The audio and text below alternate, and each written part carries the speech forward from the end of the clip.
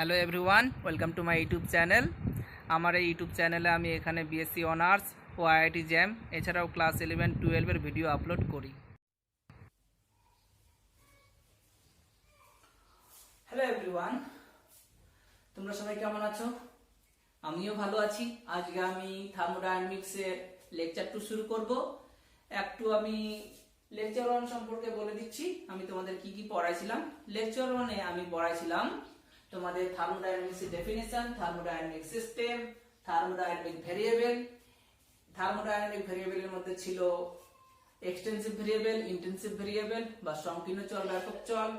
এছাড়াও আমি তোমাদের পড়াইছিলাম পাথ ফাংশন বা পথ অপেক্ষক, আর একটা পড়াইছিলাম স্টেট ফাংশন বা অবস্থার অপেক্ষক। আজকে আমি লেকচার 2 এ শুরু করব মেইন থার্মোডায়নামিক্সের কিছু সূত্রের দ্বারা। তো তার আগে আমি একটা কথা বলতে যাচ্ছি, সেটা হলো আমি যে ভিডিও বানাচ্ছি, তোমরা ভিডিও দেখছো, তো রেসপন্স একটু ঠিকঠাক করে দিলে পরে তাহলে টিচার এবং স্টুডেন্টের মধ্যে যে কমিউনিকেশনটা, এই যে রেসপন্স ওয়ার্ডটা আছে, এই রেসপন্স ওয়ার্ডটা কিন্তু বিশাল একটা মাহাত্ম্য আছে। তো টিচার এবং স্টুডেন্টের মধ্যে একটা কিন্তু কমিউনিকেশন হয়, যে কমিউনিকেশনের দ্বারা কিন্তু একজন স্টুডেন্টও উপকৃত হয়, আবার টিচারও কিন্তু ভালো করে পড়ানোর চেষ্টা করে। সো তোমরা কিন্তু আমার এই যে ভিডিওটা বানাচ্ছি, তো এই ভিডিও থেকে তোমরা ভালো করে রেসপন্স দিবা, লাইক, সাবস্ক্রাইব, কমেন্টের দ্বারা। আর ফলো করতে পারো, আমি তো গত ভিডিওতে মোবাইল নাম্বার দিয়েছিলাম। তো শুরু করছি আমি থার্মোডায়নামিক্সের নেক্সট পার্ট। থার্মোডায়নামিক্স যে আছে, এটা বেসিক্যালি চারটা সূত্রের উপর বেস করে আছে। থার্মোডায়নামিক্স এটা কি চারটা সূত্রের উপর বেস করে দাঁড়িয়ে আছে। তার মধ্যে তোমাদের সিলেবাসে তিনটা আছে। নাম্বার 1 হলো জিরোথ ল অফ থার্মোডায়নামিক্স বা শূন্যতম সূত্র। জিরোথ ল অফ থার্মোডায়নামিক্স, টিডি বলতে এখানে থার্মোডায়নামিক্সকে ফিজিক্সের সংযোগে লেখা হয়। জিরোথ ল অফ থার্মোডায়নামিক্স বা শূন্যতম সূত্র। নাম্বার 2 হলো ফার্স্ট ল অফ থার্মোডায়নামিক্স বা প্রথম সূত্র। আর নাম্বার 3 হলো second law of thermodynamics, second law of TD. আর একটা আছে, সেটা হলো থার্ড ল অফ থার্মোডায়নামিক্স। এই থার্ড লটা আছে ক্লাস সেকেন্ড ইয়ারে, বিএসসি সেকেন্ড ইয়ারে। Third law of thermodynamics TD হলো। তার মধ্যে মেইনলি এই তিনটা আছে, zeroth law of thermodynamics, first law of thermodynamics, second law of thermodynamics. তিনটাই ভেরি ভেরি ইম্পর্টেন্ট। তার মধ্যে মেইন যে জিনিসটা দাঁড়িয়ে আছে সেটা হলো এটা। এর উপর বেস করে অনেক কিছু টপিক আছে। তো থার্মোডায়নামিক্স শেষ করতে আমার প্রায় 6-7 দিন লাগবে, বেশিও লাগতে পারে, তবে ডিটেইলে একদম তোমরা শিখতে পারবে উইথ সলিউশন। আমি কিন্তু ম্যাথও করাবো, যখনই চ্যাপ্টার শেষ হবে অনুশীলনী সেট 1, সেট 2, সেট 3 অঙ্ক করাবো। তো ভালো করে ফিজিক্সটা তোমরা যেন জানতে পারো, তার জন্যই কিন্তু আমি একটু নাম্বার অফ ভিডিওর দ্বারাই চ্যাপ্টারটা কমপ্লিট করার চেষ্টা করছি। তো থার্মোডায়নামিক্স এর বেসিক্যালি হচ্ছে কি zeroth law of thermodynamics, first law of thermodynamics, second law of thermodynamics and third law of thermodynamics. এর উপর বেস করে কি পুরো ফিজিক্সের যে থার্মোডায়নামিক্স নামক যে ব্রাঞ্চটা আছে সেটা দাঁড়িয়ে আছে। এটা কিন্তু ভেরি ভেরি ইম্পর্টেন্ট। এর থেকে স্ট্যাটিস্টিক্যাল মেকানিক্স নামে একটা ফিজিক্সের ব্রাঞ্চ আছে, যে ব্রাঞ্চের দ্বারা আমরা অনেক কিছু জিনিস শিখতে পারি বা বানাই। তার মধ্যে বেসিক্যালি হলো ক্যামেরা, থার্মোডায়নামিক্সের দ্বারা না, স্ট্যাটিস্টিক্যাল মেকানিক্সের দ্বারা। তো ফিজিক্স যে সাবজেক্টটা, এটা সম্পর্কে কিন্তু তোমরা ভালো করে পড়বা। হলো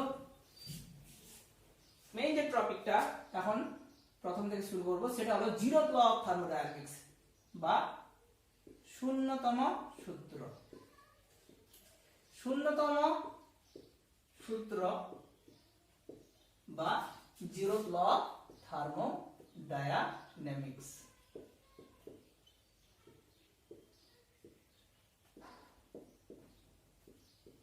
টিডি মানে থার্মোডায়নামিক্স। হলো জিনিসটা কি, খুব ইম্পর্টেন্ট। সাপোজ ধরলাম এ একটা বডি বা সিস্টেমও বলতে পারি, বডিও বলতে পারি। বি একটা বডি এন্ড সি একটা বডি। যদি এ বডিটা সি বডির সঙ্গে তাপীয় সাম্য বা থার্মাল ইকুইলিব্রিয়ামে থাকে, বি বডিটা সি বডির সঙ্গে তাপীয় সাম্য বা থার্মাল ইকুইলিব্রিয়ামে থাকে, থার্মাল ইকুইলিব্রিয়াম বা তাপীয় সাম্য, ইংলিশ টার্মগুলো কিন্তু পড়বা, ইকুইলিব্রিয়াম,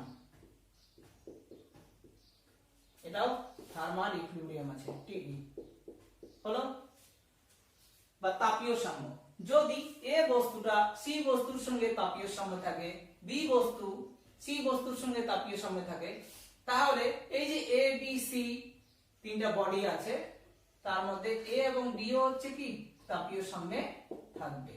বা এটাও বলতে পারি পুরো সিস্টেমের মধ্যে যে তিনটা বডি আছে তারাও কি মিউচুয়ালি একে অপরের সঙ্গে কি থাকবে, তাপীয় সাম্য বা থার্মাল ইকুইলিব্রিয়াম।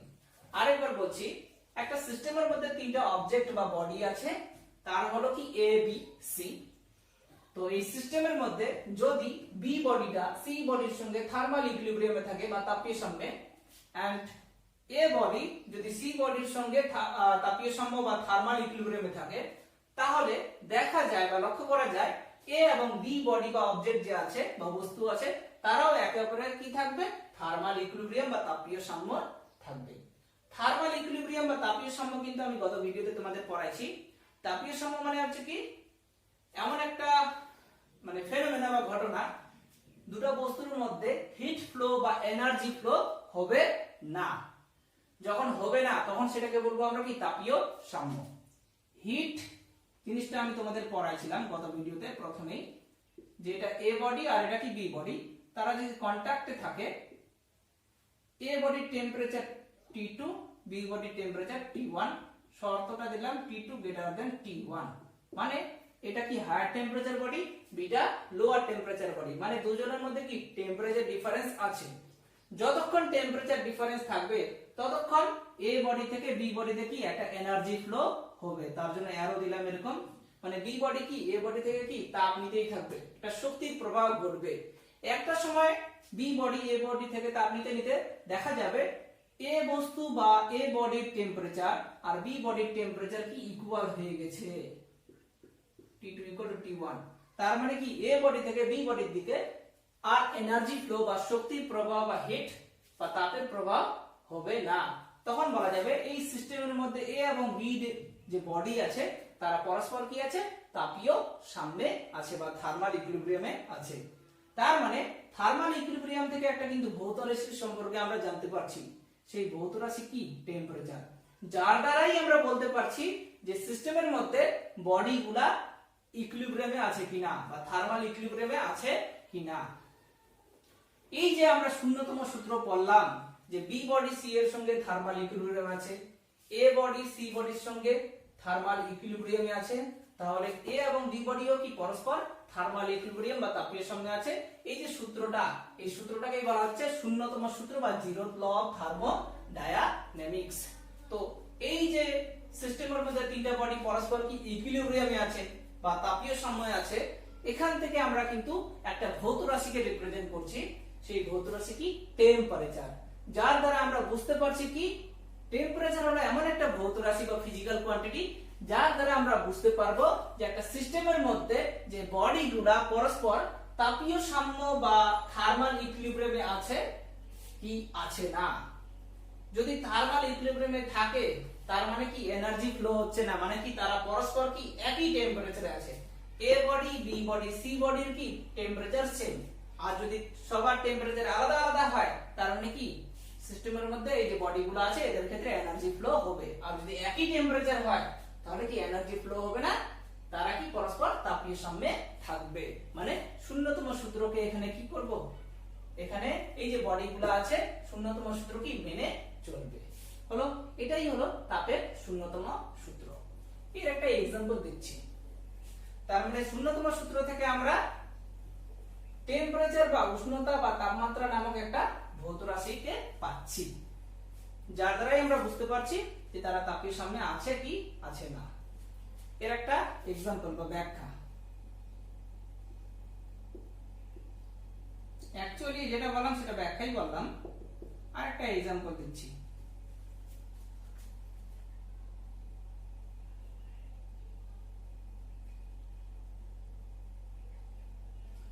ধরলাম এ একটা লাইন বা রেখাংশ, বি একটা লাইন বা রেখাংশ, সি একটা লাইন বা রেখাংশ। এখানে এ রেখাংশ সি রেখাংশের সঙ্গে পরস্পর সমান,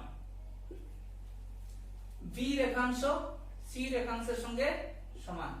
তাহলে এই যে সিস্টেমের মধ্যে তিনটা রেখা বা লাইন আছে, এ রেখাংশ সি রেখাংশের সঙ্গে সমান, বি রেখাংশ সি রেখাংশের সঙ্গে সমান, তাহলে বলা যেতে পারে যে এ এবং বি যে রেখাংশ আছে তারাও পরস্পর সমান। এটাও কি একটা শূন্যতম সূত্রের বিবৃতি। এখানে এমন একটা ধর্ম আসছে যে ধর্মের দ্বারা আমরা বুঝতে পারি যে এই যে রেখা বা লাইন বা স্ট্রেইট পোরশন গুলো আছে তারা কি পরস্পর সমান। সেই ধর্ম বা প্রপার্টিজটা কি এখানে? রেখার দৈর্ঘ্য, রেখার দৈর্ঘ্য বা লেন্থ এমন একটা ফিজিক্যাল কোয়ান্টিটি বা ভৌত রাশি যার দ্বারা আমরা বুঝতে পারছি কি এরা পরস্পর কি সমান। তার মানে কি রেখার দৈর্ঘ্যের দ্বারাই আমরা বলতে পারবো যে এরা কি পরস্পর সমান। সেই ধর্মটা কি বেসিক্যালি দৈর্ঘ্য, যেটা থার্মোডাইনামিক্সের ক্ষেত্রে টেম্পারেচারের যা ভূমিকা ছিল, এটা বেসিক্যালি একটা মেকানিক্স, যে মেকানিক্সের ক্ষেত্রে কি দৈর্ঘ্যের দ্বারা আমরা বুঝতে পারি তারা পরস্পর কি সমান। হলো এটাই শূন্যতম সূত্রের বিবৃতি বা ব্যাখ্যা।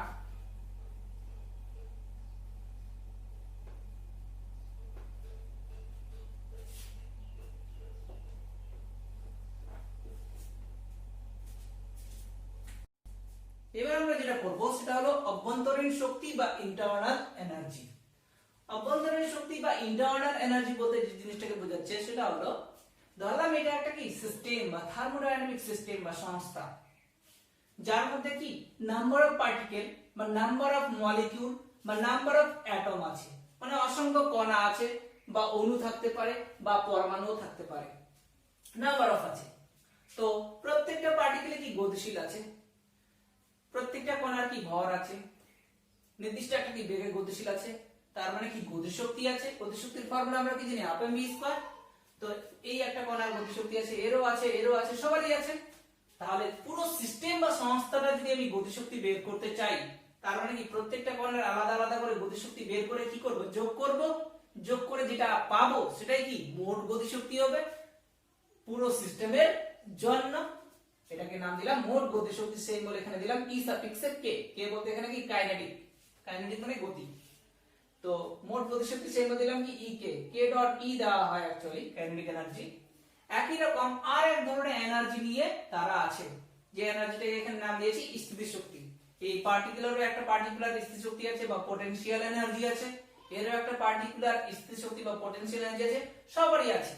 তাহলে আলাদা আলাদা করে বের করে সবার যদি যোগ করি স্থিতি শক্তি বা পটেনশিয়াল এনার্জি, এবং যোগ করে যেটা পাবো পুরো সিস্টেমের জন্য কি পার্টিকেল বা অণুগুলার পটেনশিয়াল এনার্জি পাবো, এটাকে নাম দিলাম মোট স্থিতি শক্তি বা মোট পটেনশিয়াল এনার্জি ই সাফিক্সে পি। হলো তাহলে একটা সিস্টেমের ক্ষেত্রে নাম্বার অফ মলিকিউল বা পার্টিকেলের আমরা দুই রকমের এনার্জি পেলাম, টোটাল কাইনেটিক এনার্জি ই কে, টোটাল পটেনশিয়াল এনার্জি ইপি। এই যে কাইনেটিক এনার্জি এবং পটেনশিয়াল এনার্জি যদি আমরা যোগ করি তাহলে যে এনার্জিটা পাবো সেটাকেই বলা হয় একটা সিস্টেমের অভ্যন্তরীণ শক্তি বা ইন্টারনাল এনার্জি, যেটা বেসিক্যালি কি যে কোনো একটা সিস্টেমের টোটাল এনার্জিকে রিপ্রেজেন্ট করে। কারণ মোট শক্তি মানে আমরা কি জানি গতিশক্তি প্লাস স্থিতিশক্তি। এখানে আমরা অনুদয়ের গতিশক্তি এবং অনুদয়ের স্থিতিশক্তি যোগ করে আমরা কি একটা এনার্জি পেলাম, যেটা বেসিক্যালি কি জানি আমরা টোটাল এনার্জি বা মোট শক্তি জানি। এই মোট শক্তিটাকে এখানে নাম দিয়েছি ইন্টারনাল এনার্জি। তাহলে ইন্টারনাল এনার্জি কি যে কোনো একটা সিস্টেম বা সংস্থার কি টোটাল এনার্জি। হলো এখান থেকে আমরা আরো বেশ কিছু ইনফরমেশন পাবো, সেটা হলো এগুলো কিন্তু তোমরা লিখে রাখবা। নাম্বার 1, এই যে সিস্টেমের মধ্যে কি নাম্বার অফ পার্টিকেল আছে, পার্টিকেলরা পরস্পর কি ইন্টারঅ্যাক্ট করতেই পারে? তাহলে যদি পার্টিকেলের মধ্যে ইন্টারঅ্যাকশন হয়, পার্টিকেলের মধ্যে যদি ইন্টারঅ্যাকশন হয়, বা এটাও বলতে পারি পার্টিকেল এবং সিস্টেমের মধ্যে যদি ইন্টারঅ্যাকশন হয়, কারণ এটা পুরোটা একটা কি সিস্টেম, যেটা অবশ্যই কি একটা বাউন্ডারি দ্বারা রিপ্রেজেন্ট করেছি, গণ্ডি বা বাউন্ডারি। সেটা কি এটা, যার মধ্যে কি অসংখ্য অণু বা কণা আছে, মলিকিউল বা পার্টিকেল আছে, তারা একে অপরে ইন্টারঅ্যাক্ট করছে, বা সিস্টেমের সঙ্গে যদি ইন্টারঅ্যাক্ট করে, ইন্টারঅ্যাকশন আছে, বা আন্তঃক্রিয়া যদি থাকে, নিজেদের মধ্যে যে ক্রিয়া সেটাকে বলা হয় আন্তঃক্রিয়া যদি থাকে, তাহলে সেই সিস্টেমের ইন্টারনাল এনার্জি কিন্তু চেঞ্জ হয়ে যায়। মানে অভ্যন্তরীণ শক্তি কণাদ্বয়ের আন্তঃক্রিয়ার উপর নির্ভরশীল, বা এটাও বলতে পারি অভ্যন্তরীণ শক্তি কণাদ্বয়ের আন্তঃক্রিয়া বা কণাদ্বয় এবং সিস্টেমের আন্তঃক্রিয়ার উপর নির্ভরশীল। লিখছি ইন্টারনাল এনার্জি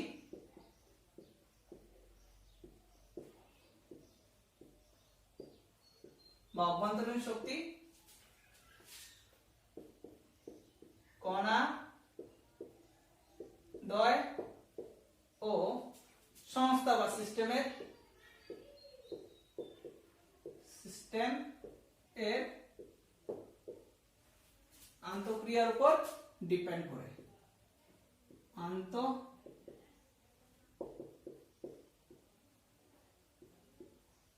আন্তঃক্রিয়া বা ইন্টারঅ্যাকশন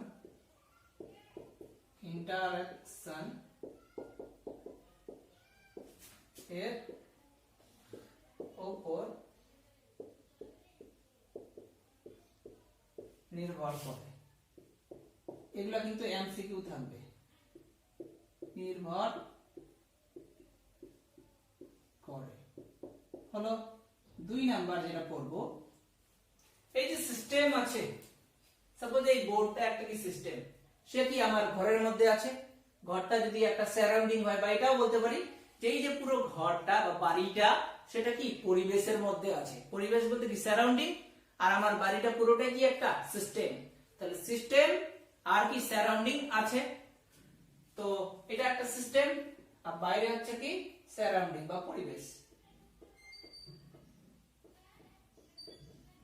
সিস্টেম এবং সারাউন্ডিং এর মধ্যে যদি কোনো রকম আন্তঃক্রিয়া হয়, তাহলে ইন্টারনাল এনার্জি কিন্তু চেঞ্জ হয় না।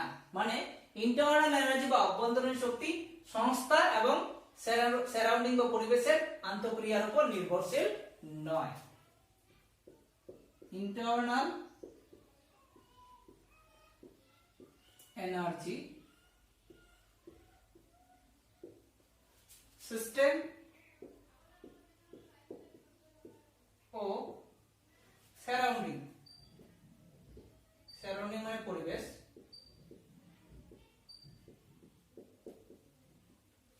এর ইন্টারঅ্যাকশনের উপর নির্ভরশীল নয়, বা আন্তঃক্রিয়ার উপর নির্ভরশীল নয়।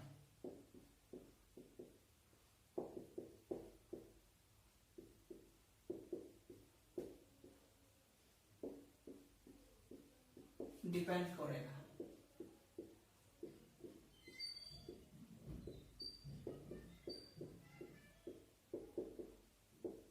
হলো আরেকটা আছে, সেটা হলো এই যে সিস্টেম, এই সিস্টেমের মধ্যে বা সরি এই যে সিস্টেম বা সংস্থা, এই সংস্থার যদি স্টেটের পরিবর্তন ঘটে, স্টেট বলতে অবস্থা, সিস্টেম বা সংস্থার যদি অবস্থার পরিবর্তন ঘটে থাকে, তাহলে অবশ্যই সেই সিস্টেমের ইন্টারনাল এনার্জির পরিবর্তন ঘটে।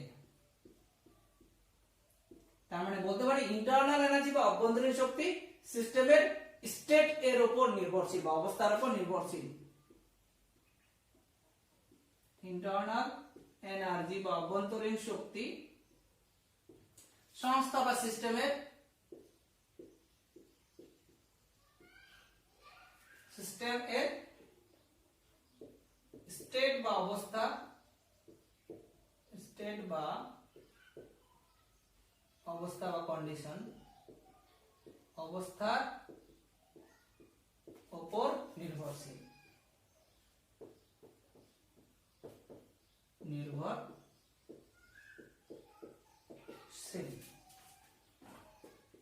যদি সিস্টেমের অবস্থার পরিবর্তন ঘটে তাহলে অবশ্যই সেই সিস্টেমের ইন্টারনাল এনার্জি বা অভ্যন্তরীণ শক্তির পরিবর্তন ঘটবে।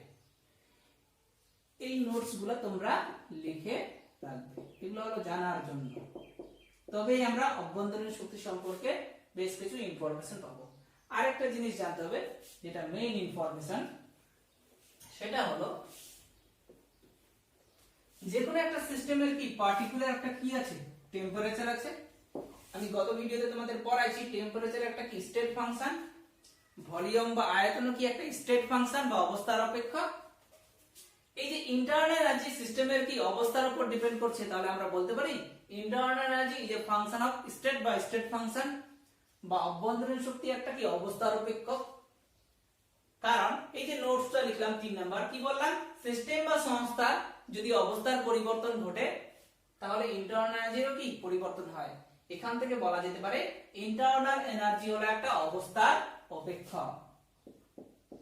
লিখে রাখবা এগুলো আলাদা করে, ইন্টারনাল এনার্জি বা অভ্যন্তরীণ শক্তি হলো স্টেট ফাংশন বা অবস্থার অপেক্ষক, পয়েন্ট ফাংশনও বলতে পারি, স্টেট ফাংশন বা অবস্থার অপেক্ষক।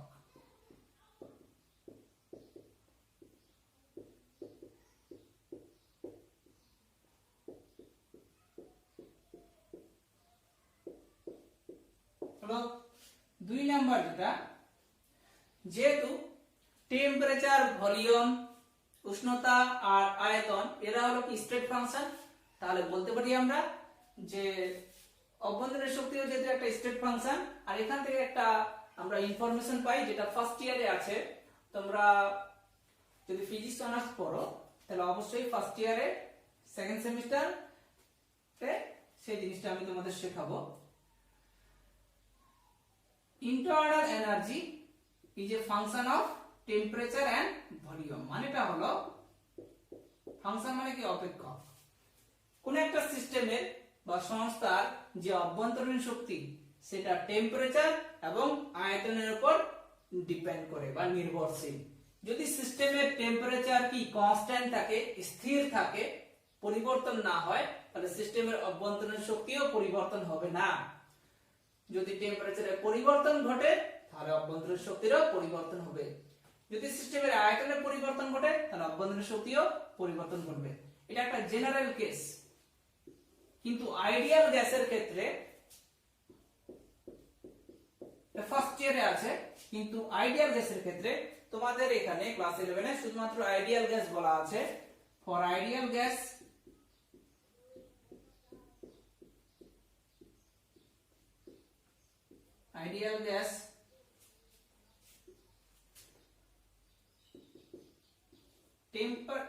internal energy is a function of temperature only, মানে আইডিয়াল গ্যাসের ক্ষেত্রে শুধুমাত্র অভ্যন্তরীণ শক্তি টেম্পারেচারের উপর নির্ভরশীল এবং সমানুপাতিক, মানে টেম্পারেচার যদি বাড়ে অভ্যন্তরীণ শক্তি বাড়বে, টেম্পারেচার যদি কমে অভ্যন্তরীণ শক্তি কমবে, টেম্পারেচার যদি একই থাকে অভ্যন্তরীণ শক্তিও একই থাকবে।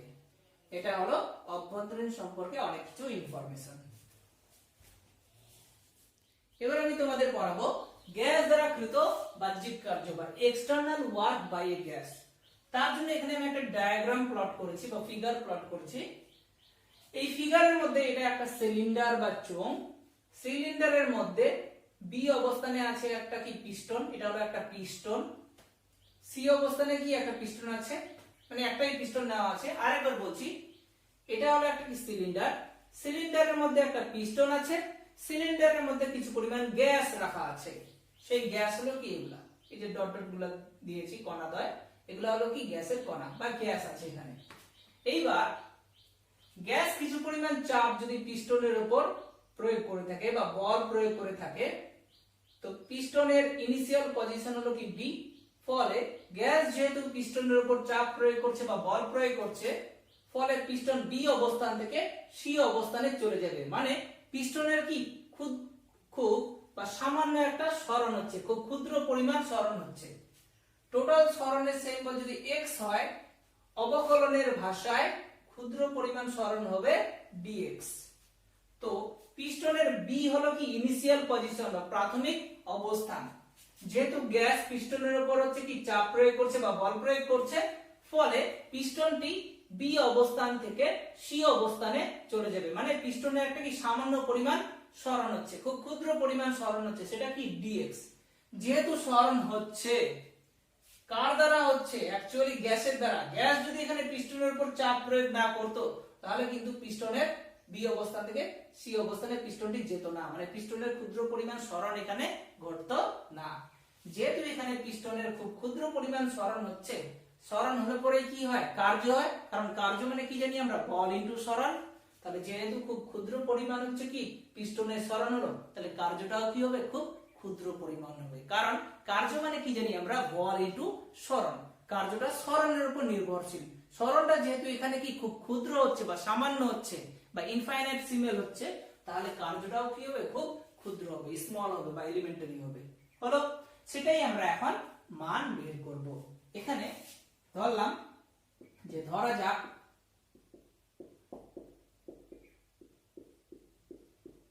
পিস্টনের ক্ষেত্রফল, পিস্টনের একটা নির্দিষ্ট ক্ষেত্রফল আছে, পিস্টনের ক্ষেত্রফল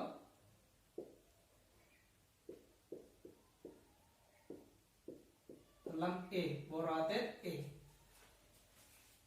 পিস্টনটি বি অবস্থান থেকে সি অবস্থানে খুব ক্ষুদ্র পরিমাণ সরণ ঘটালো গ্যাসের দ্বারা বল প্রয়োগ করায়, বা এটাও বলতে পারি গ্যাসের দ্বারা পিস্টনের উপর চাপ প্রয়োগ করায় পিস্টনটি বি অবস্থান থেকে সি অবস্থানে সরে আসলো।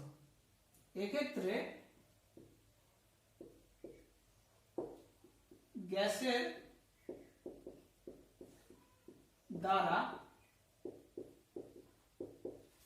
পিস্টনের উপর চাপ,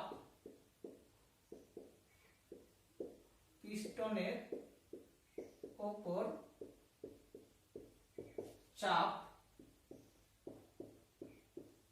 কত? পি ধরেছি আমরা। ফলে পিস্টনটি বি অবস্থান থেকে সি অবস্থানে, বি পজিশন থেকে সি পজিশনে, পজিশন বা অবস্থান এ সরে আসলো।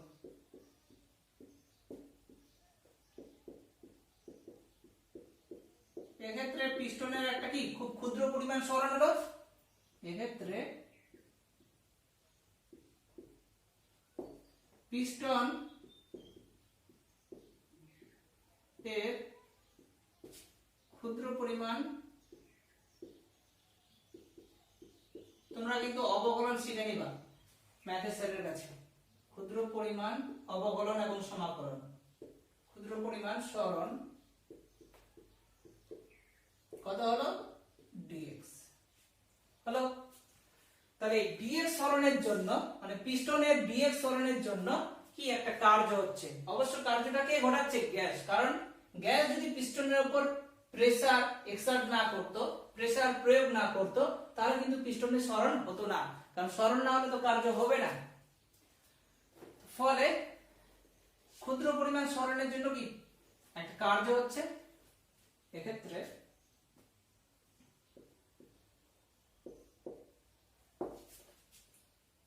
ক্ষুদ্র পরিমাণ সরণ dx এর জন্য, ক্ষুদ্র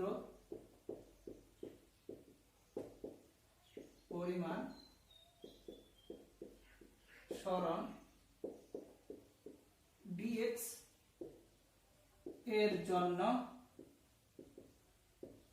গ্যাস দ্বারা কৃত কার্য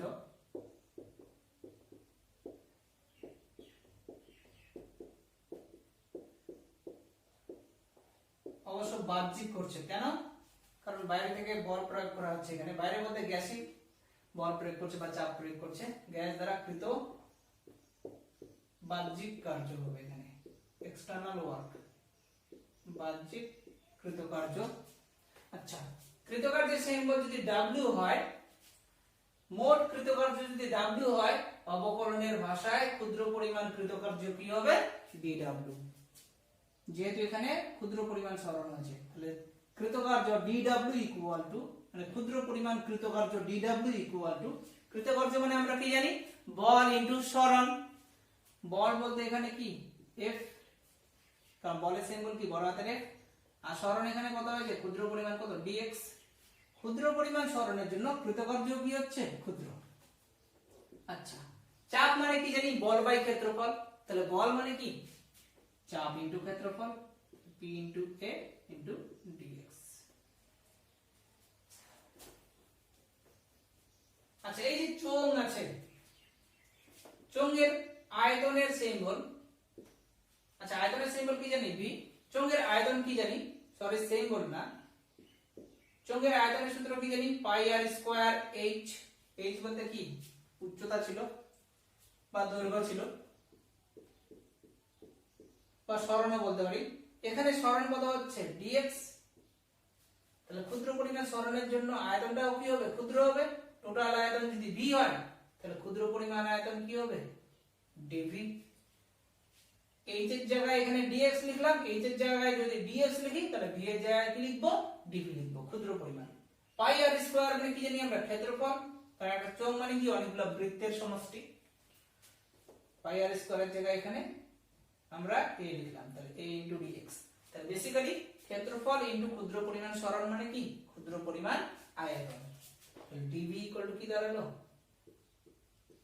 a ইনটু dx। তাহলে p into a into dx এর জায়গায় কি বসাবো আমরা? dv। এখানে আমরা একটা সূত্র আনলাম যে খুব ক্ষুদ্র পরিমাণ সরণের জন্য কৃতকার্য, গ্যাস দ্বারা বাহ্যিক কৃতকার্য dw ইকুয়াল টু কি দাঁড়ালো? p ইনটু dv, মানে চাপ ইনটু আয়তনের গুণফল ইকুয়াল টু কি হচ্ছে? এখানে কৃতকার্য হচ্ছে। এই প্রমাণটা খুব ইম্পর্টেন্ট, আসবে পরীক্ষায়। তাহলে dw ইকুয়াল টু কি? p ইনটু dv পেলাম, ক্ষুদ্র পরিমাণ কৃতকার্য পেলাম। আচ্ছা, এবার কিছু নোটস করাবো। স্পেশাল কেস, এগুলো এমসিকিউ এ থাকবে। এই যে আমরা ফর্মুলাটা করলাম, dw equal to p into dv।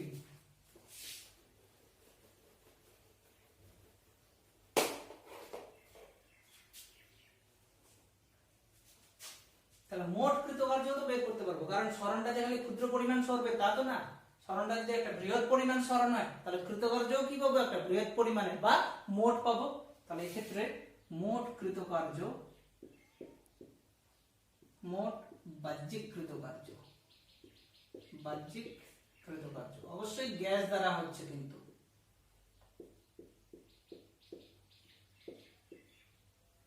আচ্ছা, একটা ক্ষুদ্র পরিমাণ জিনিসকে যদি আমরা সমাকলন বা ইন্টিগ্রেশন করি, তাহলে বৃহৎ পরিমাণ পেয়ে যাই।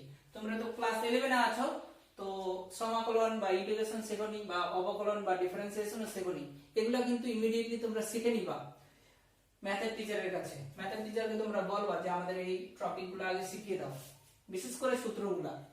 আমি তবুও শেখাবো অল্প স্বল্প। ইন্টিগ্রেশন ওভার ডিএক্স, এটাকে বলা হয় ইন্টিগ্রেশন বা সমাকলন। ইন্টিগ্রেশন ওভার ডিএক্স মানে হলো কি এক্স। ইন্টিগ্রেশন মানে কি? একটা ক্ষুদ্র জিনিসকে যদি আমরা ইন্টিগ্রেশন করি, তাহলে কি টোটাল পেয়ে যাই। একটা ক্ষুদ্র জিনিসকে আমরা ইন্টিগ্রেশন করলাম ডিএস, ইন্টিগ্রেশন ওভার ডিএক্স, কি পেলাম? এক্স পেলাম। এক্স বলতে এখানে মোট সরণ, মানে এটা একটা ফর্মুলা। তাহলে এখান থেকে আমরা লিখতে পারি ইন্টিগ্রেশন ওভার ডিডব্লিউ, লিখবো আমরা ডাব্লিউ। তাহলে এই যে সমীকরণটা ডিডব্লিউ ইকুয়াল টু কি? পিডিবি। আমরা এখন কি বের করব? মোট বাহ্যিক কৃতকার্য, মানে কি? ইন্টিগ্রেশন করব। ইন্টিগ্রেশন, এটা লেফট হ্যান্ড সাইড ইকুয়েশন, এটা কি রাইট হ্যান্ড সাইড। তাহলে ইন্টিগ্রেশন করতে গেলে এদিকেও করতে হবে, এদিকেও করতে হবে। dw equal to integration over PDB, মানে এদিকেও ইন্টিগ্রেশন হলাম, এদিকেও ইন্টিগ্রেশন হলাম। যদি কেটে দিই, তাহলে আগের ইকুয়েশনটাই পাচ্ছি। এইবার ওই ফর্মুলার সঙ্গে সামঞ্জস্য রেখে কি বলতে পারি? ইন্টিগ্রেশন ওভার dw মানে কি জানি আমরা? w, কারণ এই ফর্মুলা আর এই ফর্মুলা কি সেম হচ্ছে। Integration over dw, integration over dx, x বলতে এখানে কি w, ইন্টিগ্রেশন ওভার dx মানে কি x, x মানে এখানে কি w, বসালাম। আচ্ছা, এখানে আরেকটা ফর্মুলা কাজ করবে, integration over C into dx. যদি এখানে সিটা কনস্ট্যান্ট হয়, কনস্ট্যান্ট ইন্টিগ্রেশনের বাইরে বের হয়ে যায়, তাহলে C into integration over dx. আরেকবার বলছি, integration over C into dx, সিটা যদি এখানে কনস্ট্যান্ট হয় বা ধ্রুবক হয়, পরিবর্তনশীল রাশি না অপরিবর্তনশীল রাশি, তাহলে সেটা কি ধ্রুবক বলা হয়, সেটা ইন্টিগ্রেশনের বা সমাকলনের বাইরে বেরোবে, মানে পরের লাইনে সেটা কি বাইরে বেরোবে। এখানে যদি প্রেসারটা কনস্ট্যান্ট প্রেসার হয় গ্যাসের দ্বারা, তাহলে পিটা কি ধ্রুবক হচ্ছে, পিটা বাইরে বেরোলো, তাহলে ইন্টিগ্রেশন ওভার ডিভি হলো। আচ্ছা, এখন আমরা ধরে নিলাম যে গ্যাসটা আছে, সে মানে বা তার প্রাথমিক আয়তন ধরলাম V1। সে যখন হচ্ছে পিস্টনের উপর চাপ প্রয়োগ করলো, তার জন্য গ্যাসের কি প্রসারণ হলো। প্রসারণ মানে কি আয়তনে বেড়ে গেল, কারণ প্রথমে তো গ্যাস যে সিলিন্ডারের মধ্যে আছে সে একটা কি নির্দিষ্ট আয়তন নিয়ে আছে, তার সেই আয়তন কি V1, যেটা বেসিক্যালি কি প্রাথমিক আয়তন বা ইনিশিয়াল ভলিউম। এইবার গ্যাস যেহেতু হচ্ছে কি পিস্টনের উপর চাপ প্রয়োগ করলো, ফলে গ্যাস হচ্ছে কি এক্সপ্যান্ড হয়ে গেল, মানে কি আয়তনে বেড়ে গেল। তাহলে কি আয়তনটা চেঞ্জ হলো, চেঞ্জ হয়ে অন্তিম আয়তন দাঁড়ালো কি V2। এখানে V2 বলতে অন্তিম আয়তন ও ফাইনাল ভলিউম, অন্তিম আয়তন, আর V1 বলতে প্রাথমিক আয়তন।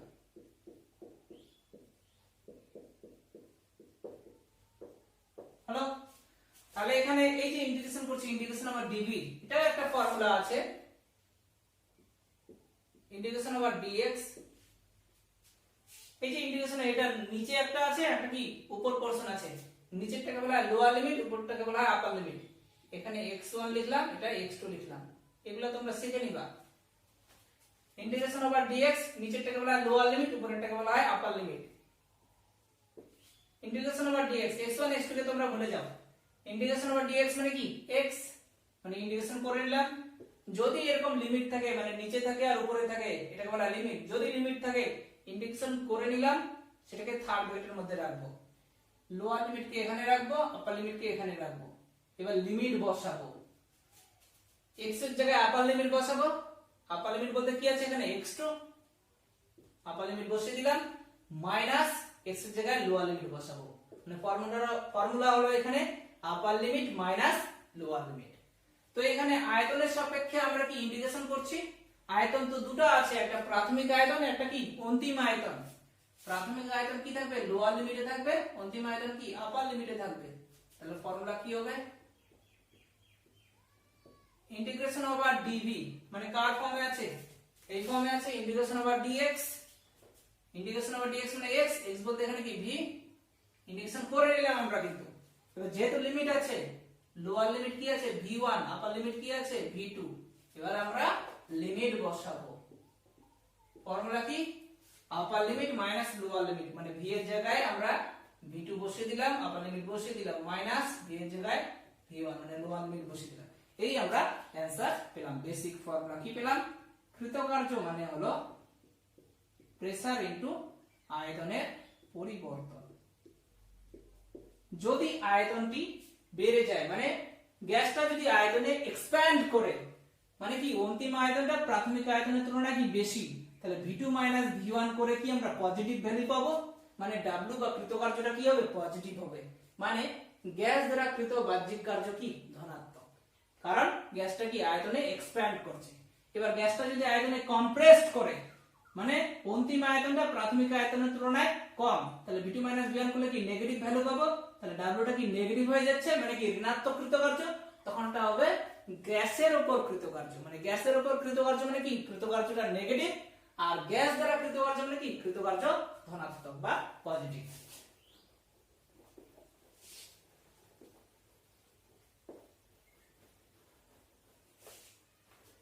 তোমরা ইন্টিগ্রেশন বা ডিফারেন্সিয়েশন যদি শিখে রাখো, তাহলে কিন্তু আমার বোঝানো খুব সুবিধা হবে।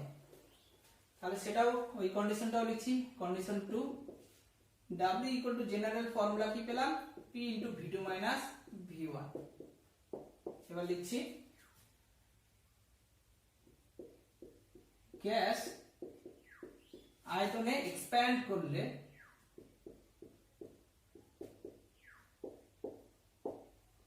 এক্সপ্যান্ড মানে বেড়ে গেল, এক্সপ্যান্ড করলে মানেটা কি, অন্তিম আয়তন প্রাথমিকের তুলনায় বেশি, মানে V2 গ্রেটার দেন V1। অন্তিম আয়তনটা প্রাথমিকের তুলনায় বেশি, এখানে যদি বসাই তাহলে কি আমরা ভ্যালুটা কি পাবো, পজিটিভ ভ্যালু পাবো। এই ক্ষেত্রে ডাব্লুটা কি হবে, গ্রেটার দেন 0 হবে। গ্রেটার দেন 0 মানে কি, ধনাত্মক হলো। 3 নাম্বার স্পেশাল কেস হলো যদি V2 লেস দেন V1 হয়, মানে অন্তিম আয়তনটা কমে গেল প্রাথমিকের তুলনায়, মানে গ্যাসটা কি হলো, কম্প্রেসড হলো, মানে সংকোচন হলো। মানে সংকোচনের ক্ষেত্রে, গ্যাসের সংকোচনের ক্ষেত্রে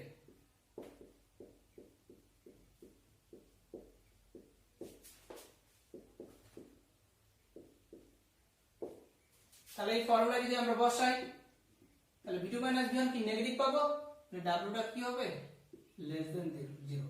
মানে সংকোচনের ক্ষেত্রে কৃতকার্যটা কি নেগেটিভ, প্রসারণের ক্ষেত্রে কৃতকার্য কি পজিটিভ।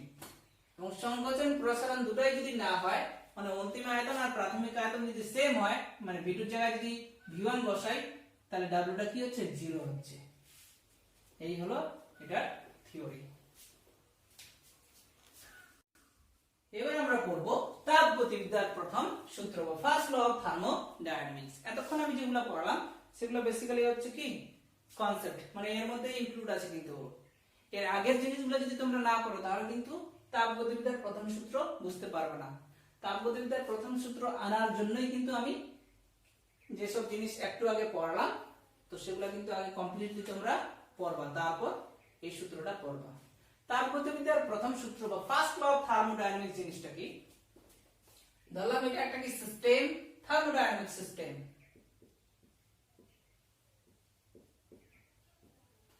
আর চারপাশে কি সারাউন্ডিং বা পরিবেশ। আচ্ছা, এই থার্মোডায়নামিক সিস্টেমের মধ্যে নাম্বার অফ পার্টিকেল আছে, মানে অণু আছে, কয়েকটা দিয়ে দেখাচ্ছি। এখন তাপগতিবিদ্যার প্রথম সূত্রের বিবৃতি হলো, যদি বাইরে থেকে কিছু পরিমাণ তাপ সাপ্লাই করা হয় সিস্টেম বা সংস্থার মধ্যে, মানে এই যে সংস্থাটা আছে, থার্মোডায়নামিক সিস্টেম আছে বা তাপগতীয় সংস্থা আছে, এই তাপগতীয় সংস্থার মধ্যে বাইরে থেকে, পরিবেশ থেকে কিছু পরিমাণ তাপ সাপ্লাই করা হলো, তখন দেখা যাবে এই সিস্টেমের মধ্যে দুই রকমের ঘটনা ঘটবে। একটা হলো সিস্টেমের মধ্যে যে কণাদ্বয় আছে তাদের অভ্যন্তরীণ শক্তি বাড়বে, মানে অভ্যন্তরীণ শক্তি কি এক্ষেত্রে বাড়বে, আর কিছু পরিমাণ বাহ্যিক কার্য হবে। আরেকবার বলছি, এটা হলো একটা তাপগতীয় সংস্থা, আর চারপাশে কি পরিবেশ, পরিবেশ থেকে কিছু পরিমাণ বাইরে থেকে তাপ সাপ্লাই করা হলো থার্মোডায়নামিক সিস্টেমের উপর। যদি তাপ সাপ্লাই করা হয় তাহলে দেখা যাবে এই যে থার্মোডায়নামিক সিস্টেম আছে ওর ভিতরে যে কণাদ্বয় আছে সেই কণাদ্বয়ের অভ্যন্তরীণ শক্তি কি ইনক্রিজ করবে বা বাড়বে, এবং বাকি অংশটা কিছু পরিমাণ কি বাহ্যিক কার্য করবে। মানে ভিতরে কি দুই রকমের ঘটনা ঘটছে, কণাদ্বয়ের অভ্যন্তরীণ শক্তি বাড়ছে আর কি কিছু পরিমাণ বাহ্যিক কার্য হচ্ছে, যদি বাইরে থেকে আমরা সিস্টেমের উপর তাপ বা হিট সাপ্লাই করে থাকি। এই যে সূত্র, এই সূত্রটাই হচ্ছে তাপগতিবিদ্যার প্রথম সূত্রের বিবৃতি। এখন এই কথাগুলোকে আমি ম্যাথের সাহায্যে বা ফিজিক্সের সূত্রের দ্বারা দেখাবো, সূত্র আনবো, ম্যাথমেটিক্যাল রিপ্রেজেন্ট করব। সেটা কেমন, ম্যাথমেটিক্যাল ইকুয়েশন, গাণিতিক যুক্তি। জিনিসটা কেমন, আচ্ছা আমি প্রথম ভিডিওতে বলেছিলাম তাপের সিম্বল কি বড় হাতের কিউ, তোমরা এখন আর এইচ মনে রাখবে না, কিউ মনে রাখবে, কারণ ম্যাক্সিমাম কিউ সিম্বল দ্বারা রিপ্রেজেন্ট করা হয় হিটকে, মানে কিউ মানে এখানে কি তাপ। আচ্ছা, এটা একটা কি থার্মোডায়নামিক সিস্টেম। তাপগতিবিদ্যার প্রথম সূত্রের বিবৃতি কি বললাম, বাইরে থেকে বা পরিবেশ থেকে এই যে থার্মোডায়নামিক সিস্টেম বা তাপগতীয় সংস্থা আছে কিছু পরিমাণ কি তাপ সাপ্লাই করা হবে। ধরলাম কিউ পরিমাণ হিট এই সিস্টেমের উপর আনা হলো বা এই সিস্টেমকে সাপ্লাই করা হলো কিউ পরিমাণ হিট। তার আগে একটা কথা বলতে ভুলে গেছি, আরেকবার বলছি, এই যে কণাদ্বয় আছে সিস্টেমের উপর বা সিস্টেমের মধ্যে, এই কণাদ্বয় নির্দিষ্ট একটা অভ্যন্তরীণ শক্তি নিয়ে আছে। সেই অভ্যন্তরীণ শক্তি কি? U1 হলো। যখন বাইরে থেকে তাপ সাপ্লাই করা হয়নি তখন কণাদ্বয় নির্দিষ্ট একটা শক্তি নিয়ে আছে বা অভ্যন্তরীণ শক্তি নিয়ে আছে, সেটা কি? U1, যেটা এখানে বললাম প্রাথমিক অভ্যন্তরীণ শক্তি। এখন তাপগতিবিদ্যার প্রথম সূত্রের বিবৃতি অনুযায়ী বাইরে থেকে কি কিছু পরিমাণ হিট বা তাপ সাপ্লাই করলাম, সেটা কি কিউ পরিমাণ হিট এই সিস্টেমকে আমরা দিলাম। কিউ পরিমাণ হিট এই সিস্টেমকে আমরা সাপ্লাই করলাম। যদি কিউ পরিমাণ হিট এই সিস্টেমকে আমরা সাপ্লাই করি তো তাপগতিবিদ্যার প্রথম সূত্র অনুযায়ী, বিবৃতি অনুযায়ী কি সিস্টেমের ভিতরে যে অনুদয় আছে তার অভ্যন্তরীণ শক্তি কি বাড়বে, মানে যেটা ইনিশিয়াল ইন্টারনাল এনার্জি ছিল সেটা চেঞ্জ হয়ে কি অন্য একটা ইন্টারনাল এনার্জি হবে, সেটা পরিবর্তিত হয়ে অন্তিম অভ্যন্তরীণ শক্তি হলো। আর কিছু পরিমাণ কি বাহ্যিক কার্য হবে, সেটা কি ডাব্লিউ।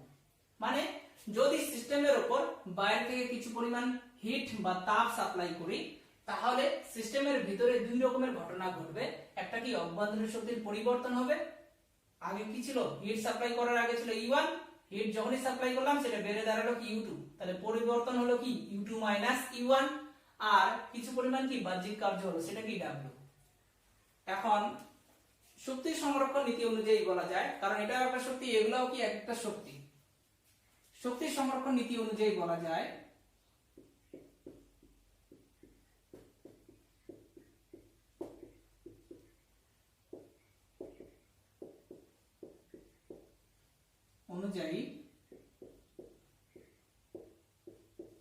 শক্তি সংরক্ষণ নীতি কি জানি আমরা, ইনিশিয়াল এনার্জি ইকুয়াল টু কি ফাইনাল এনার্জি।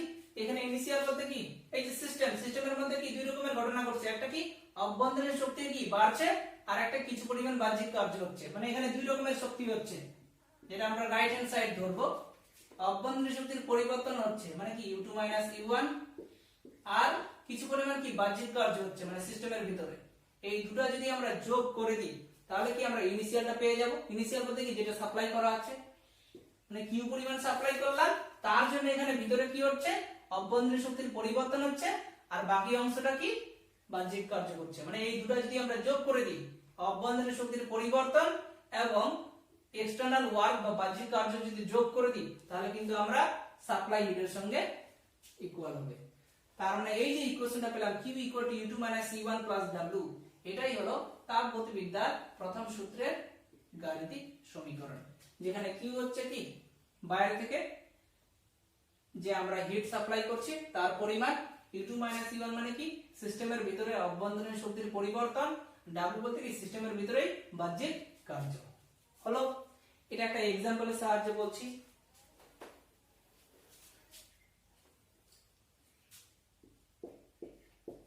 সাপোজ এটা কি একটা থার্মোডাইনামিক সিস্টেম, এক্সাম্পলটা কেমন দেখে নাও। আমরা 100% হিট সাপ্লাই করছি, 100% মানে 100 পরিমাণ কি এই সিস্টেমে আমরা কি তাপ সাপ্লাই করব।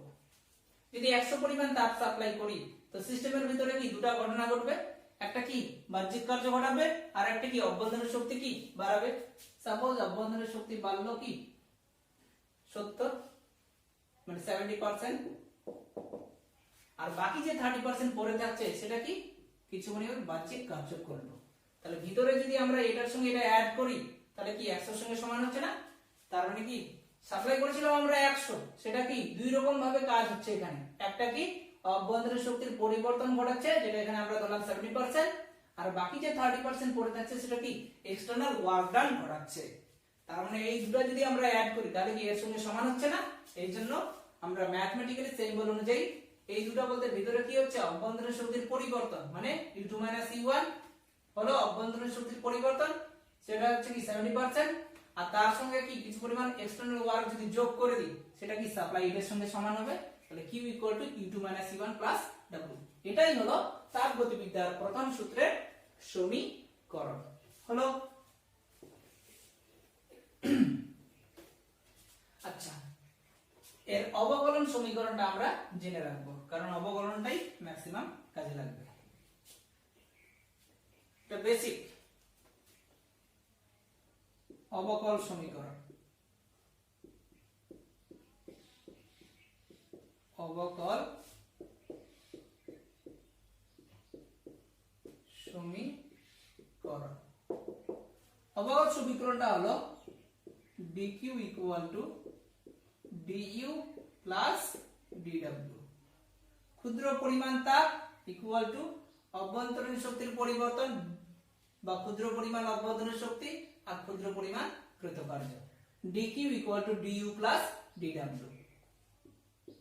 এখনই তোমাদের পড়াইছি dw মানে কি জানি আমরা, p ইনটু dv। তাহলে এই যে সমীকরণটা করলাম dq equal to du plus p dv বা dq equal to du plus dw, মানে q এর জায়গায় dq লিখলাম, u2 u1 এর জায়গায় du লিখলাম, w এর জায়গায় dw লিখলাম। এটা হলো কি তাপগতিবিদ্যার প্রথম সূত্রের অবকল সমীকরণ, তোমরা অবশ্যই জেনে রাখবে। আচ্ছা, আরেকটা জিনিস মনে রাখবে, এই যে u2 u1 বললাম মানে অভ্যন্তরীণ শক্তির পরিবর্তনকে এরকম লেখা হয় ডেল ইউ ফিজিক্সে। ডেল মানে এখানে পরিবর্তন, অবকলনের ভাষায় এটাকে আমরা কি বলবো, ডিইউ। ডিইউ হলো কি পরিবর্তন, ডেল ইউ কি পরিবর্তন, একই জিনিস, যদিও মিনিংটা আলাদা ফিজিক্যাল, তোমরা তাও জেনে রাখবে। ডিইউ যা ডেল ইউ তা। ডিইউ মানে এখানে পরিবর্তন, ইউ এর পরিবর্তন, ডিডব্লিউ মানে কি ডাব্লিউ এর পরিবর্তন, কিউ মানে হচ্ছে কি ডিকিউ মানে কি কিউ এর পরিবর্তন। এই জিনিসগুলো তোমরা জেনে রাখবে। হলো, এখান থেকে আমরা কতগুলা বিশেষ ক্ষেত্র করব, এগুলো খুব ইম্পর্টেন্ট। স্পেশাল কেস,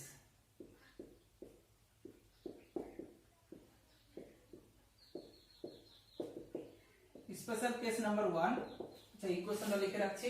ইকুয়েশন কি বললাম, q equal to e2 e1 plus w।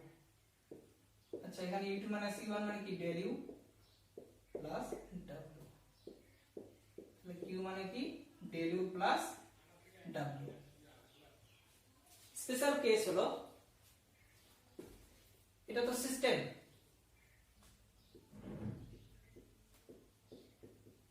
System কি কতগুলো দেওয়াল দিয়ে তৈরি, যদি সেগুলো ইনসুলেটেড হয় মানে কুপরিবাহী হয়, তাহলে বাইরে থেকে কি সারাউন্ডিং এর কোনো কিছু পরিমাণ তাপই কি সিস্টেমের ভিতরে প্রবেশ করছে না। মানে সিস্টেমের দেওয়ালটা যদি ইনসুলেটেড হয় বা কুপরিবাহী হয়, ইনসুলেটেড কুপরিবাহী হয়, তাহলে দেখা যাবে এই যে সাপ্লাই করছি বাইরে থেকে তাপ, সেটা কি সিস্টেমের ভিতরে যাচ্ছে না।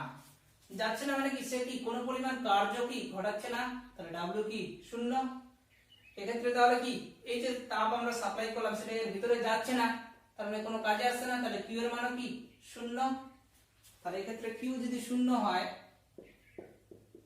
তার জন্য কি কোনো রকমের কার্য হচ্ছে না, মানে W কি শূন্য। এই সমীকরণে যদি বসাই তাহলে ডেল ইউ ইকুয়াল টু কি শূন্য, মানে অভ্যন্তরীণ শক্তির পরিবর্তন হচ্ছে না। ডেল ইউ মানে কি জানি আমরা, u2 u1 ইকুয়াল টু কি শূন্য। এখান থেকে বলতে পারি u2 ইকুয়াল টু u1, মানে সিস্টেমের অভ্যন্তরীণ শক্তি কি থাকবে, ধ্রুবক থাকবে। অন্তিম অভ্যন্তরীণ শক্তি যা প্রাথমিক তা ধ্রুবক, চেঞ্জ হবে না। হলো,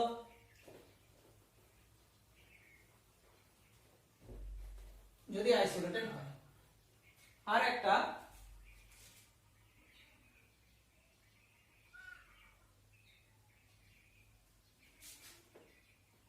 দুই নাম্বার হলো, যদি Q ইকুয়াল টু W হয়, এখানেই হচ্ছে জুলের সূত্রের ভুল একটা প্রমাণিত হবে। Q ইকুয়াল টু W মানে যে তাপটা আমরা সাপ্লাই করব সেটা পুরোপুরি রূপে কার্য করছে, সেটা পুরোপুরি রূপে কার্য করছে, মানে Q ইকুয়াল টু W। এখানে যদি বসাই তাহলে ডেল ইউ ইকুয়াল টু কি হচ্ছে, 0 হচ্ছে। Q এর জায়গায় W বসাও, তাহলে ডেল ইউ ইকুয়াল টু কি W মাইনাস W, তাহলে ডেল ইউ ইকুয়াল টু কি 0। তাহলে দেখা যাচ্ছে যদি পুরোপুরি রূপে তাপটা ওয়ার্ক ডানে কনভার্ট হয়ে যায়, পরিবর্তন হয় কৃতকার্যে, পুরোপুরি তাপটা যদি ওয়ার্ক ডানে কনভার্ট হয়ে যায় বা কৃতকার্যে ব্যয়িত হয়, তাহলে সেই সিস্টেমের অভ্যন্তরীণ শক্তি 0, মানে এক্ষেত্রে অভ্যন্তরীণ শক্তিও কি সেম থাকবে, মানে প্রাথমিক যা অন্তিম তা। এই যে সূত্রটা এরকম কিন্তু হয় না অ্যাকচুয়ালি, মানে প্র্যাকটিক্যালি হয় না। জুলের সূত্রে আমরা কি পড়েছিলাম, W ইকুয়াল টু কি JH, যদি J এর মান 1 ধরি তাহলে W ইকুয়াল টু কি JH, H মানে কি Q, তাহলে W ইকুয়াল টু Q, এই শর্তটাই হচ্ছে। এই কন্ডিশনটা কিন্তু অ্যাকচুয়ালি প্র্যাকটিক্যালি হয় না। তো হলো, এবার আমরা আরো কিছু ইম্পর্টেন্ট জিনিস শিখবো। এই যে আমরা তাপগতিবিদ্যার প্রথম সূত্র পড়লাম, তার বেশ কিছু ফিজিক্যাল সিগনিফিকেন্স আছে। Physical significance of first law of thermodynamics বা ভৌত তাৎপর্য। ভৌত তাৎপর্য সেটা কি? রোমান 1। এই যে ফার্স্ট ল অফ থার্মোডাইনামিক্সটা পড়লাম, সেটা বেসিক্যালি কি শক্তির সংরক্ষণ নীতিকে মেনে চলছে। এই যে 100% হিট সাপ্লাই করলাম, ভিতরে কি দুই রকম ঘটনা ঘটছে, একটা 70% একটা কি 30%, দুটো যোগ করে আমরা কি 100 এর সঙ্গে কি ইকুয়াল হয়ে যাচ্ছি। তার মানে এটাও কি একটা শক্তির সংরক্ষণ নীতিকে মেনে চলছে। Initial energy equal to final energy, এটাই তো হচ্ছে কি শক্তির সংরক্ষণ নীতি। বিশ্বের মোট শক্তির পরিমাণ কি ধ্রুবক। তো তাপগতিবিদ্যার প্রথম সূত্র শক্তির সংরক্ষণ নীতিকে মেনে চলে। তাপ গতিবিদ্যার প্রথম সূত্র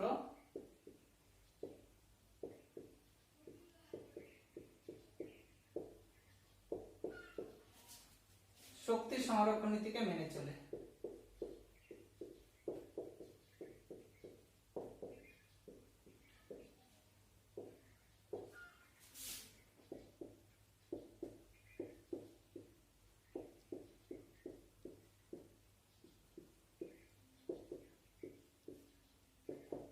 দুই নাম্বার, এই যে তাপগতিবিদ্যার প্রধান সূত্র, সেটা জুলের সূত্রের সঙ্গে একটা পার্থক্য আছে।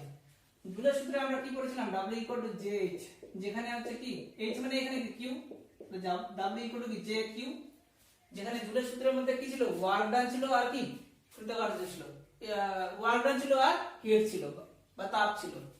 তো ফার্স্ট ল অফ থার্মোডাইনামিক্সে কিন্তু ওয়ার্ক ডানও আছে বা কৃতকার্য আছে, আবার কি হিটও আছে, সঙ্গে আবার কি নতুন একটা শক্তি এর মধ্যে ইনক্লুড আছে, সেটা কি অভ্যন্তরীণ শক্তি, যেটা কিন্তু জুলের সূত্রের মধ্যে ছিল না। জুলের সূত্রে বলা হয়েছিল পুরোপুরি সেটা কি তাপে রূপান্তরিত হবে বা পুরোপুরি সেটা কি কার্যে রূপান্তরিত হবে। এখানে কিন্তু পুরোপুরি সেটা কার্যে রূপান্তরিত হবে না, মানে তাপটা এখানে পুরোপুরি রূপে কার্যে রূপান্তরিত হবে না, সেটা কিছু পরিমাণ কি অভ্যন্তরীণ শক্তিরও বাড়াবে। তার মানে তাপগতিবিদ্যার প্রথম সূত্রে আমরা অভ্যন্তরীণ শক্তি নামক একটা নতুন শক্তি সম্পর্কে জানতে পারছি। ফার্স্ট ল অফ থার্মোডাইনামিক্স বা টিডি মানে থার্মোডাইনামিক্স, প্রথম সূত্রে তাপগতিবিদ্যার প্রথম সূত্রের ফার্স্ট ল অফ থার্মোডাইনামিক্স এর মধ্যে ইন্টারনাল এনার্জি বা অভ্যন্তরীণ শক্তি, ইন্টারনাল এনার্জি বা অভ্যন্তরীণ শক্তি সম্পর্কে জানতে পারছি। মানে এখানে পুরোপুরি তাপটা ওয়ার্ক ডানে কনভার্ট হচ্ছে না, সেটা কিছু পরিমাণ কি সিস্টেমের অভ্যন্তরীণ শক্তিকে বাড়াচ্ছে। এটাই হলো তাপগতিবিদ্যার প্রথম সূত্রের ভৌত তাৎপর্য বা ফিজিক্যাল সিগনিফিকেন্স। আচ্ছা, এই সূত্রটাও কিন্তু একদম যে কারেক্টেড তা না, এরও কিন্তু ভুল আছে অল্প। সেটা হলো লিমিটেশন বা ডিসঅ্যাডভান্টেজ, ত্রুটি বা লিমিটেশন। একটাই ত্রুটি, এই যে ফার্স্ট ল অফ থার্মোডাইনামিক্স এ পড়লাম যে বাইরে থেকে তাপ সাপ্লাই করলাম সিস্টেমের মধ্যে, সেই সিস্টেমের মধ্যে দুটো ঘটনা ঘটছে, একটা কি অভ্যন্তরীণ শক্তি বাড়াচ্ছে E2 E1 করছে, আর একটা কিছু পরিমাণ কি কার্য ঘটাচ্ছে, বাহ্যিক কার্য করছে, সেটা কি W। এই সূত্রের সাহায্যে কিন্তু আমরা বলতে পারছি না, এখানে হিট কথাটা আছে।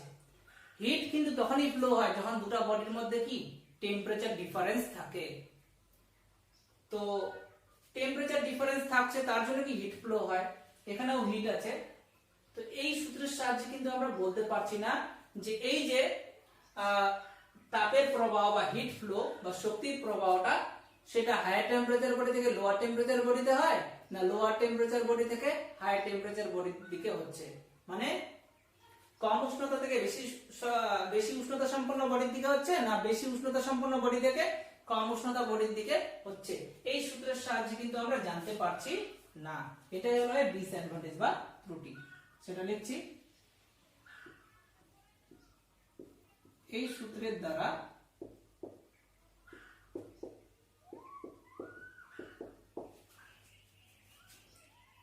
তাপের প্রবাহ বা শক্তির প্রবাহ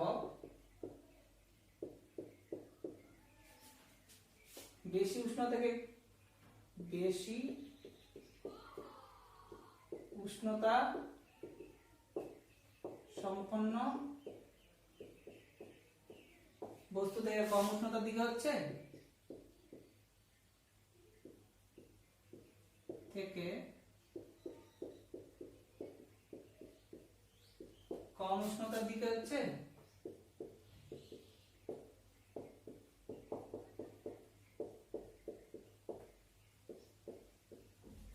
না এর ভাইস ভার্সা, মানে উল্টোটা, না কম উষ্ণতা থেকে বেশি উষ্ণতার দিকে হচ্ছে, সেটা সম্পর্কে আমরা জানতে পারি না। সেটা সম্পর্কে জানতে পারি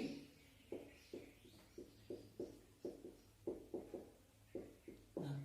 এটাই হলো এই সূত্রের